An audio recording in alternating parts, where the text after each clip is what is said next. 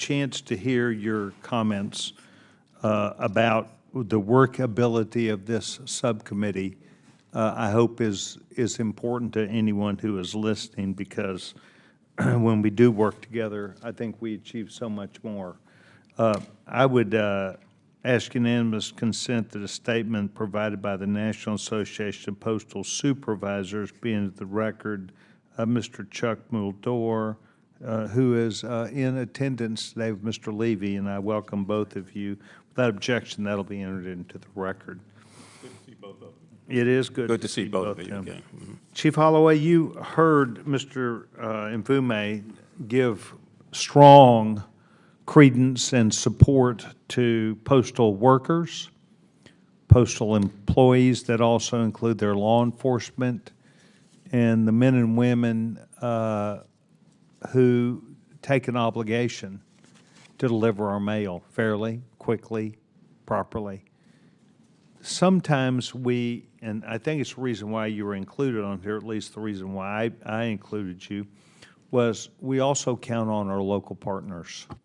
And you represent, by being a chief in Florida of a large department, you recognize that we just don't have enough postal police officers, inspector generals, and those postal inspectors to be looking out everywhere, every time. Talk to us about a reasonableness issue related to the way you see it, about your officers, your command, your use of your force in support of crimes that may be committed against people, including the United States Postal Service. Thank you very much, Chairman, for that question. Yeah, I'm sorry, sir. Is your microphone on? It is, sir. Okay. I need to turn my hearing aid up.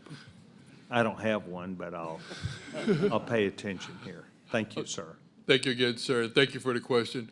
In the city of St. Petersburg, we have over 602 officers, and our partnership with the United States Postal Inspector Services works quite well because it gives us that added tool that we need to help enforce the crime that are in our community. Again, as I said earlier statement, it breaks down some of the walls to give the investigators the ability to go throughout the county, throughout the state, to follow these criminals no matter where they are.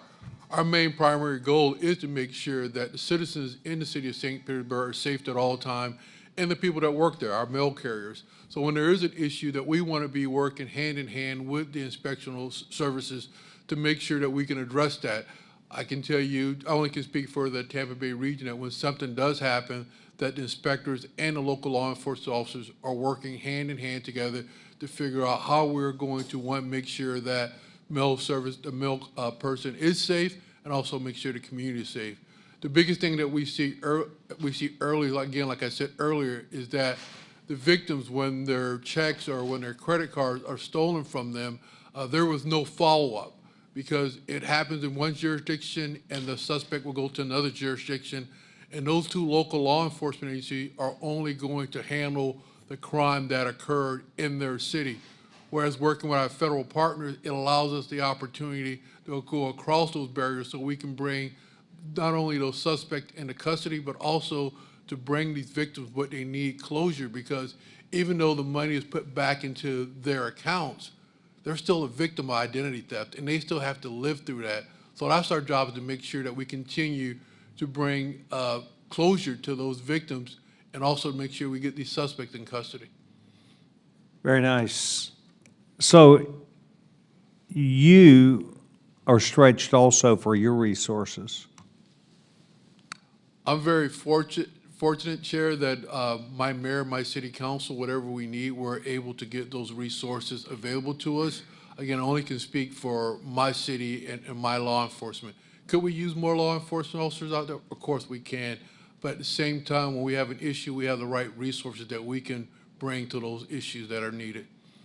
So I heard you say, without you saying it, that you believe that if there's a crime perpetrated against someone, a male, some sort of a male crime, that you would, in fact, go and initiate, write a report, and then do you then refer that, generally speaking, to the postal inspectors, or what is your process, or do you even know what that might be?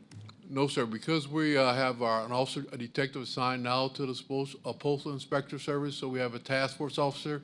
So he is available now, and he can investigate those crimes, where before we were part of his task force, it would just sit there, it would just be a report number waiting for someone to look at it.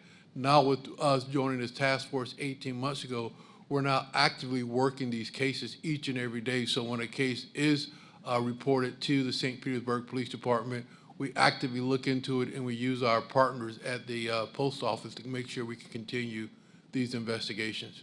Without putting words into your mouth, because you have this association that is a strong working relationship, is there, generally speaking, a time of the year that you believe your officers would be reminded and there would be a higher level of understanding to be looking for mail crimes, postal crimes to occur, to where, because you do have that relationship, it helps your officers to spot and solve these matters?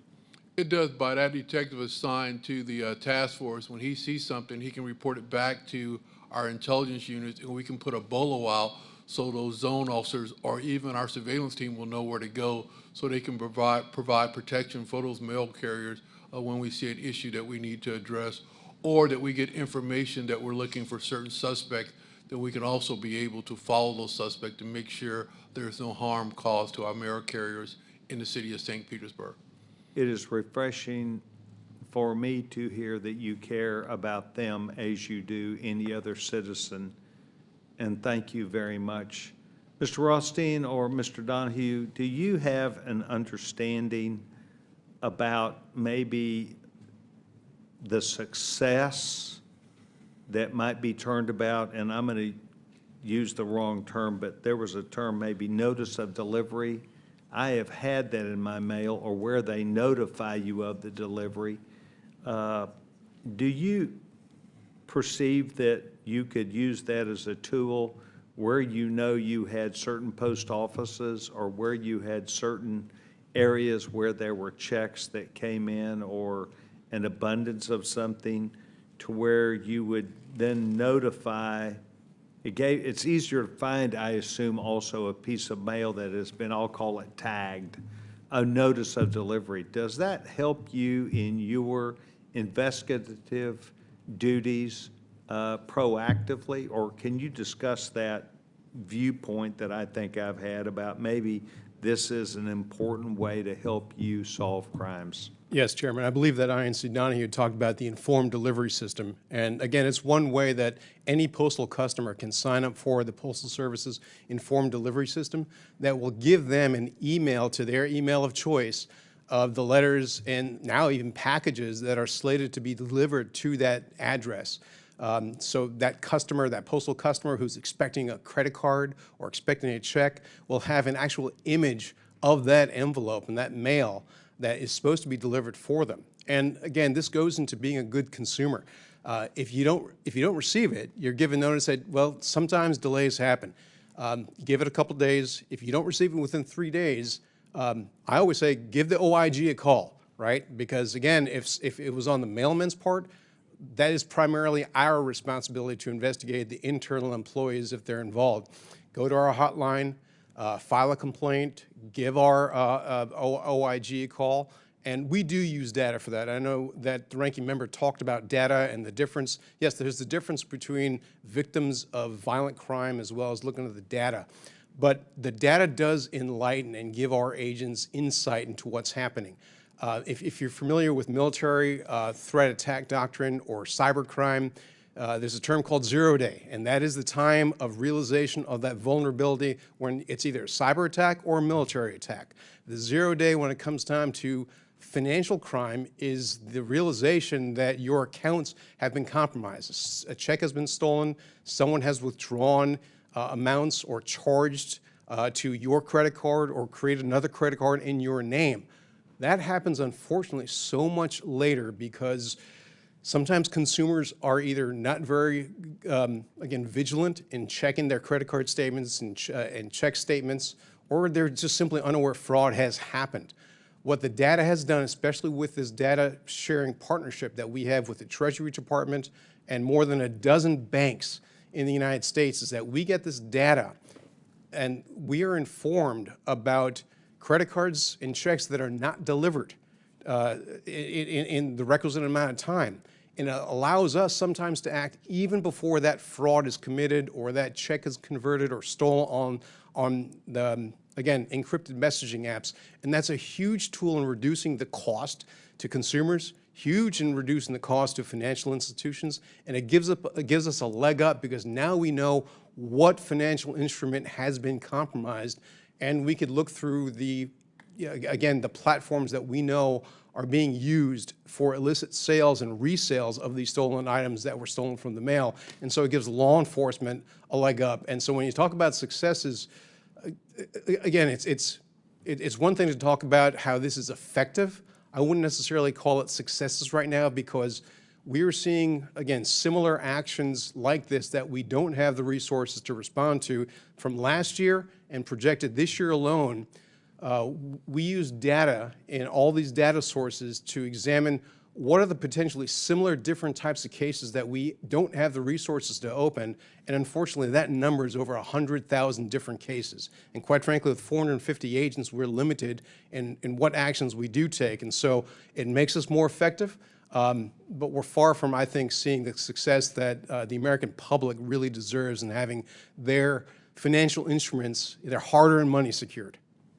I think that what you've said is not just a positive attribute of the system, but shows its flexibility with the ability to proactively contact customers to let them know, offer services, and do those things. One of the things which I regularly try and do is I try and give tips or feedback to people, whether it be about Medicare, Medicaid, Social Security. I really need to include something about this informed delivery. And while I've been a part of it in the past, I did not know how I got it. It showed up.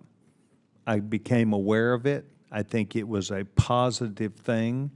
But I definitely think that someone that is looking for something that has been talked about, not just Mr. Frost, not just Virginia Fox, not just Ms. Randall, but valuables, that I'm looking for something as opposed to something showing up. I think that that would be a hot tip that I would be pleased to notify my people. Lastly, the issue of cluster boxes. Cluster boxes have created within the congressional district that I represent in largely new areas, large areas where maybe a new homeowners association was formed or a new housing project came in. Does anybody have any advice about something that they've learned about how to better secure them, data and information that might be a tip to a consumer? Any one of you? So in regard to cluster boxes and securing them, I think one of the most important things that somebody's a resident of a neighborhood that has a cluster box, if there is damage to it, either if it's due to purposeful damage or if it is inadvertent damage, that they report that so that that can be repaired. I see so often where cluster box units and even in apartment buildings, those apartment mailbox panels, they become damaged, and then they become potential targets for theft and go unreported. And so to the extent that it can be shared with the public to report those instances when it's damaged, to do so. And that also affords us and the Postal Service the ability to determine whether or not potentially that cluster box unit was broken into, and if it was purposeful, or if there was some other reason for it. And so it also affords us the opportunity to work with the Homeowners Association to get it repaired. Good.